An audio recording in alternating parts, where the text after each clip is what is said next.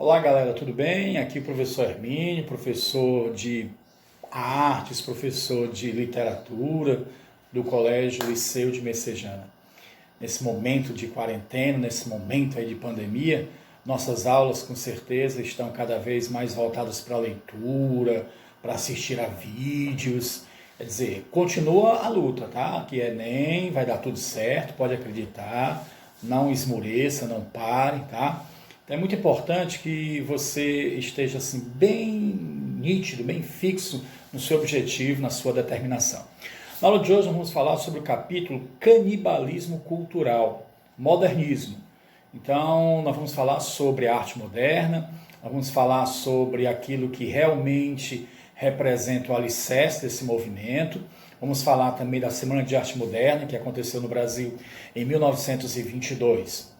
Mas para que a gente comece, é importante que você entenda, durante séculos se estabeleceu na arte um padrão no qual a representação fiel da realidade é a grande tônica. Você pode ver, por exemplo, aqui eu tenho uma obra, tá? Como você pode ver, uma obra de Hans Holbein. Se você olhar atentamente, vou colocar aqui bem na tela, bem para você observar, você está vendo assim e vai me perguntar, professor, isso é uma pintura ou isso é um retrato? Porque como você pode ver realmente, você tem uma representação fiel da realidade. Essa é uma pintura do século XVI, tá? De um grande artista chamado Hans Holbein, que representa aqui os embaixadores. Então, uma característica marcante dessa pintura, que é a característica que marca a pintura tradicional, que marca a pintura acadêmica, é exatamente a representação fiel da realidade. Sempre que a gente fala em pintura tradicional, sempre que a gente fala em pintura acadêmica, a gente vai se lembrar logo do grande monstro sagrado da arte, que foi Leonardo da Vinci, e o famoso quadro Mona Lisa. Então, quando você observa bem, estabelece assim as suas observações, você percebe que a principal característica da pintura tradicional era ser um retrato da realidade. Esse retrato da realidade ele vai mudando com o passar dos tempos, mas não é algo que aconteça assim com muita facilidade, não é esse romper com esses ditames mais tradicionais, isso não vai acontecer de uma maneira muito fácil, não.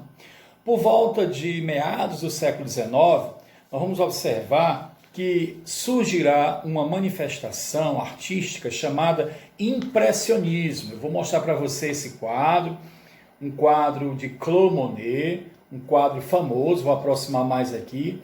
Você vai perceber o seguinte, que os contornos nítidos não existem mais, você claramente está percebendo que aqui nós temos uma senhora com a sombrinha, passeando com um jovem, com a criança, ela está no campo, mas o principal destaque dessa pintura está na força da luz, na intensidade da luz. A luz é tão forte, a luz é tão intensa que parece embaçar a nossa vista, fazendo com que você perceba uma certa quebra da nitidez.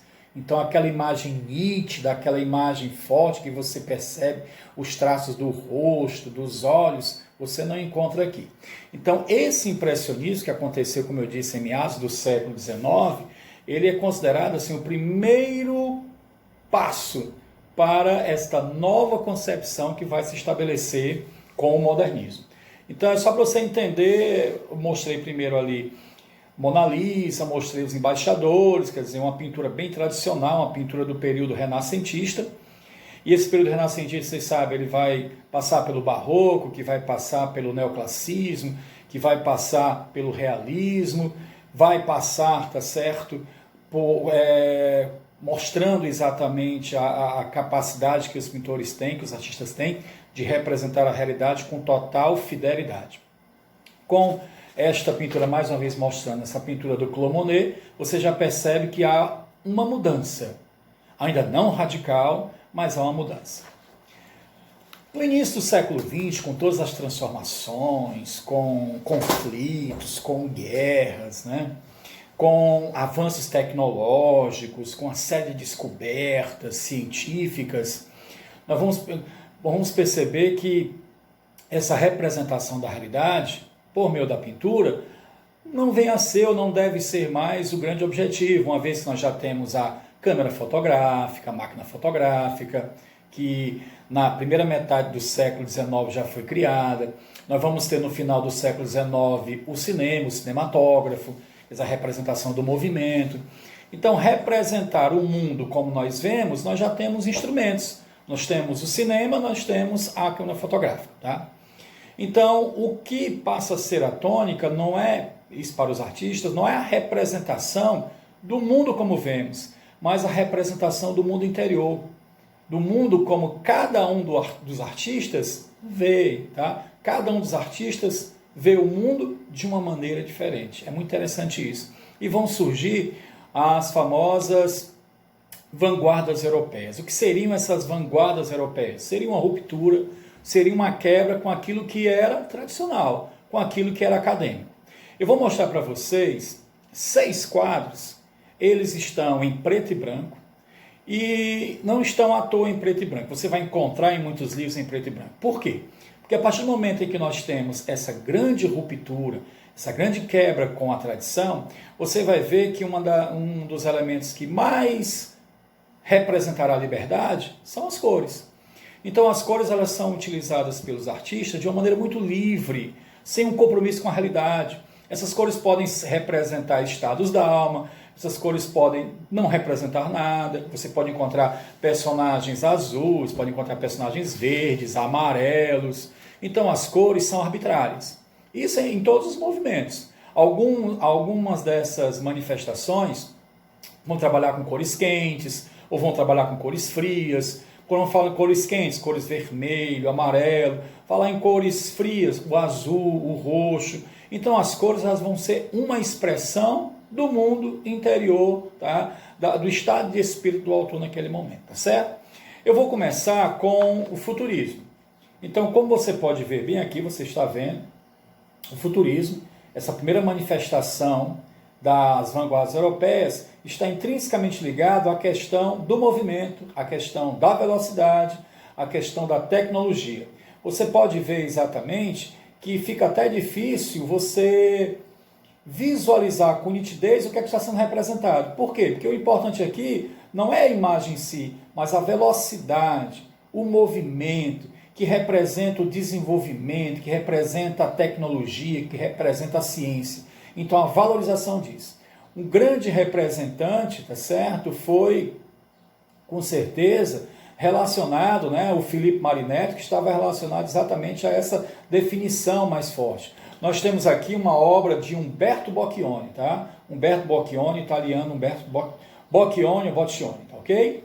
O segundo elemento, ou a segunda manifestação, traz para todos nós o maior pintor do século XX, ou um dos maiores pintores do século XX, que é Pablo Picasso. Então, o cubismo já é uma representação da imagem, levando em consideração formas geométricas. Por isso o nome cubismo. Lembrando que no futurismo por quê? Tecnologia, avanço, modernidade. Cubismo ligado à questão das formas geométricas. Este quadro aqui, Le Demoiselle d'Avignon, é considerado o primeiro quadro cubista do mundo. Então você vai perceber que há deformações, você vai perceber que existem linhas retas, existem triângulos, existem formas geométricas aqui, ok? A segunda manifestação, tá? Uma terceira manifestação, perdão, seria do expressionismo, tá? O expressionismo, como você pode verificar, ele vai trazer como principal característica a deformação. É como se você tivesse uma caricatura. E essa deformação, ela tem como principal característica representar um estado de espírito de medo, de angústia, de sofrimento, de dor. Então o expressionismo está muito ligado a esse estado de tensão, a esse estado de medo, a esse estado de terror. Tá certo? Isso aqui é uma obra famosíssima, tá? Uma obra de Edouard Munch, um dos mais conhecidos, maiores representantes do expressionismo mundial. E aí a obra O Grito, que todo mundo conhece, e que diversas vezes já foi parodiada, né? Imagine só. A nossa quarta representação aqui, ó, quarta manifestação das vanguardas europeias, seria a mais radical de todas, que seria o dadaísmo. O próprio nome dadaísmo não quer dizer nada, tá? Mas o fato de não querer dizer nada também diz muita coisa. Por quê? Porque leva a reflexões, leva a discussões. Nós temos aqui uma obra conhecida como A Fonte, a mais conhecida obra dadaísta, Marcel Duchamp. É uma obra conceitual, é uma obra que leva as pessoas a refletirem acerca do que é uma obra de arte, onde começa uma obra de arte, onde termina, qual é o conceito de obra de arte. Aqui é um mictório, na verdade, é um objeto da indústria. Tá? Ele arrancou esse mictório, digamos assim, ou pegou esse mictório e colocou numa exposição de arte, foi criticado, quase foi surrado. É sempre importante dizer que o papel mais importante aqui não é exatamente o objeto em si, mas toda a contestação, toda a reflexão, toda a crítica, toda a reação do público a esta que foi apresentada como obra de arte. Então, Marcel Duchamp é muito importante nesse percurso do modernismo no mundo, sobretudo no Brasil, que é essa questão da obra conceitual, ok? Que vai ser muito trabalhada no período contemporâneo, pós Segunda Guerra Mundial. Então, Marcel Duchamp, não esquece não, hein? Dadaísmo. A quinta manifestação seria o surrealismo. Então nós temos aqui uma obra, Persistência da Memória, de Salvador Dalí. Salvador Dalí é considerado também um dos maiores pintores, maiores artistas do século XX. Como você pode verificar, nós temos aqui os relógios, famosos relógios derretendo. O que seria o surrealismo? Antes de mais nada, surreal é aquilo que não é real. Então é uma manifestação do inconsciente, do subconsciente, é uma manifestação do sonho. Então é uma forma de representar imagens que nascem no sonho. Então, como você sabe, o sonho não é linear, o sonho não traz imagens nítidas. Então, estas imagens que você vê aqui são imagens que vêm exatamente, que surgiram exatamente no sonho, no pensamento, no subconsciente do autor. Então o surrealismo vai trabalhar exatamente com aquilo que não se deve explicar por meio da lógica. Então ele vai exatamente contra a lógica, ele vai exatamente contra o raciocínio, ok? Então o surrealismo, Salvador Dalí, não esquece, uma das obras mais famosas e que mais presentes em provas de vestibular. E como sexta manifestação, uma manifestação que vai estar muito relacionada, principalmente ao que a gente fala em arte moderna, nós falamos muito em abstracionismo. Então o abstracionismo, esse rompe totalmente com a realidade. Por quê? Porque a sua imagem é uma imagem não figurativa. O que seria uma imagem não figurativa? Ela não trará nada do mundo real, nem animal, nem vegetal, nem mineral. Você vai ter o quê? Você vai ter linhas, você vai ter curvas, você vai ter elementos geométricos. Então, você vai ter exatamente uma representação que foge totalmente a qualquer elemento do mundo real. Então, essas 6 manifestações, futurismo, cubismo, expressionismo, dadaísmo, surrealismo, abstracionismo, estão relacionados àquilo que nós chamamos de arte moderna. E aí vamos ir para o Brasil. Por volta de 1917, uma artista brasileira, certo, que depois se tornou famosíssima, Anita Malfatti, ela preparou uma exposição de arte expressionista. Tá? Ela, recém-chegada da Alemanha, ela tinha estudado na Alemanha durante muitos anos, tá? Na Academia de Belas Artes, e se especializou no expressionismo. E dentre as obras que ela expôs, tá certo, na sua galeria, nós temos aqui, como você pode ver aqui, o homem, tá? O homem amarelo, né? Você pode verificar exatamente aqui, ó, trazendo aqui para você, ó. Você nota, você acha estranha a obra, você verifica a questão da deformação, as cores elas não estão relacionadas exatamente ao mundo real, parece assim uma caricatura, tá? Além dessa, nós temos aqui também a obra A Estudante, tá? Você pode ver aqui a obra Estudante, também na mesma característica, essa questão da deformação, as cores não estão relacionadas ao real. Nós temos também mais uma aqui que é a Tropical, tá certo? Mais abaixo aqui, ó, procurando destacar. Então, o que é que eu queria dizer? Nesta exposição, o que foi que aconteceu? Dentre os participantes estava um famoso escritor brasileiro, chamado Monteiro Lobato. Ele ficou escandalizado, ele não gostou do que viu. Ele tem o direito de não gostar, como qualquer pessoa. Você vai a uma exposição de arte, você não tem a obrigação de gostar. Mas, antes de mais nada, respeitar. Então, o que foi que ele fez? Ele publicou um artigo chamado Paranoia ou Mistificação, em que ele detona mesmo, o tema é esse, ele detona Anitta Malfatti, dizendo que exatamente essa pintura não tem nada de grandiosa. Grandiosas são as pinturas tradicionais, grandiosas são as pinturas acadêmicas. Ele não deixa de reconhecer o talento que ela tem, não deixa de reconhecer que ela é uma grande artista, mas que ela está enveredando por um caminho que é um caminho efêmero, que não leva a nada, é um caminho de desconstrução da arte, e não era isso que ele queria. Então, nesse artigo, ele realmente detona a manifestação, tá, da arte moderna, a manifestação do expressionismo, e, em especial, o trabalho da Anitta Malfatti.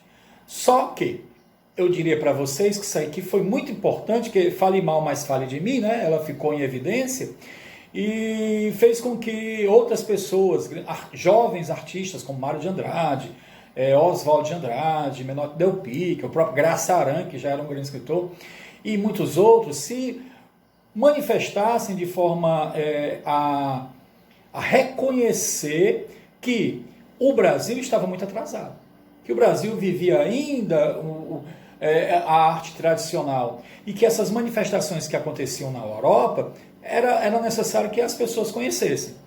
E como era importante que as pessoas conhecessem, eles idealizaram uma Semana de Arte Moderna. Essa Semana de Arte Moderna ocorreu em 1922, foram 3 dias, né? Ocorreu em fevereiro, e nessa Semana de Arte Moderna nós tivemos obras de arte de Tarsila do Amaral, de Anitta Malfatti, de Cavalcante, tá? Nós tivemos poemas que foram recitados, poema de Manuel Bandeira, nós tivemos músicos como Heitor Villa-Lobos, tá? Guiomar Novaes.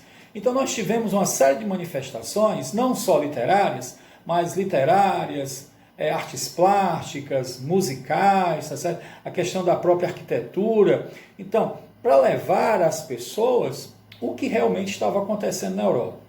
Agora, fica sabendo, não foi bem recebido. Por quê? Porque, como vocês puderam ver pelas imagens que eu mostrei, é uma ruptura muito grande. O Brasil era muito conservador. Imagina, 1922. Imagina, comemorando os 100 anos da independência do Brasil, trazer para o Teatro Municipal de São Paulo, quer dizer, uma casa extremamente tradicional, uma casa extremamente conservadora. O público que ao teatro foi para assistir a essas, digamos, apresentações sobre o modernismo, esse público ficou escandalizado, esse público vaiou, esse público jogou tomate, esse público realmente, digamos, aterrorizou, digamos assim. Mais um motivo para dizer que quando se fala mal, de um certo modo se fala bem. Por quê? Porque se põe em evidência. Tá?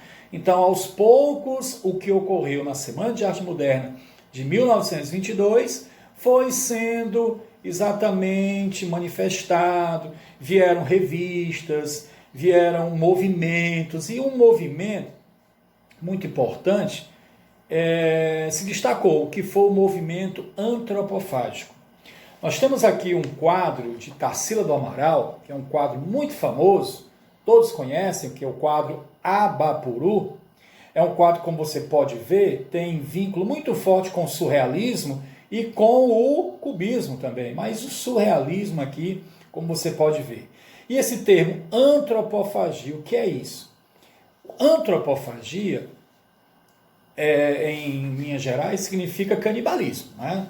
Mas o que ele quer dizer aqui, o que Oswald de Andrade, idealizador desse movimento, quer dizer, é que nós não temos que desprezar a cultura exterior. O modernismo brasileiro, de um certo modo, ele busca a valorização da cultura brasileira, das raízes brasileiras. Mas é importante dizer que não se pode deixar de lado a contribuição exterior, a contribuição europeia, por exemplo. Então, ele pregava que você consome, tá certo? Você consome a arte estrangeira, deglute essa arte estrangeira, mas aí você regurgita um produto que tem a cara do Brasil. Um produto que tem a cara das características brasileiras. Então, como você pode ver, você tem aqui em Abapuru, você tem um cenário. Aqui você tem esta planta xerófita, né? Um cenário aqui mostrando exatamente o sol causticante, que é uma característica do Brasil, uma espécie de cactus aqui. Então são características brasileiras, tá? Então é muito importante isso. Uma outra obra dela que mostra exatamente que é aqui Morro da Favela, tá? O Morro da Favela. Então você percebe características cubistas e você percebe claramente a valorização da paisagem brasileira.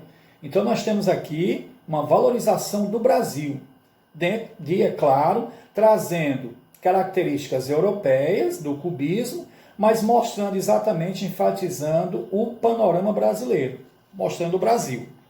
Nós temos aqui outros dois, um quadro Lazar Segal, um quadro de Cavalcante, vou mostrar para vocês aqui, que está mostrando exatamente, mostram os brasileiros, mostra a questão, tá, da flora brasileira, tá certo? Mostram as mulheres, tá certo? As mulatas, então características realmente brasileiras. E uma outra obra para a gente fechar, eu vou mostrar aqui uma das minhas, umas obras que eu mais gosto, como você pode ver aqui, Os Retirantes, essa obra aqui de força, né? Uma obra, você percebe que o expressionismo aqui está muito marcante, nessa obra de Cândido Portinari. Você nota aqui, pela deformação, representando aí a desgraça, representando a seca, né? Representando a destruição, o que a seca faz, tá certo, com as famílias, que faz com as famílias brasileiras, sobretudo as famílias nordestinas. Então isso é mostrar para vocês exatamente que as características das expressões europeias, das manifestações europeias, elas são absorvidas pelos artistas brasileiros e elas servem de expressão da realidade brasileira, ok? Então isso é muito importante. Em outro momento a gente vai falar sobre o tropicalismo, um movimento que surgiu, né, no final dos anos 60 e que tem vínculo muito forte com essa antropofagia de Oswald de Andrade. Um abraço para todos e até mais, moçada. Até mais falando sobre tropicalismo, ok? Valeu, um abraço.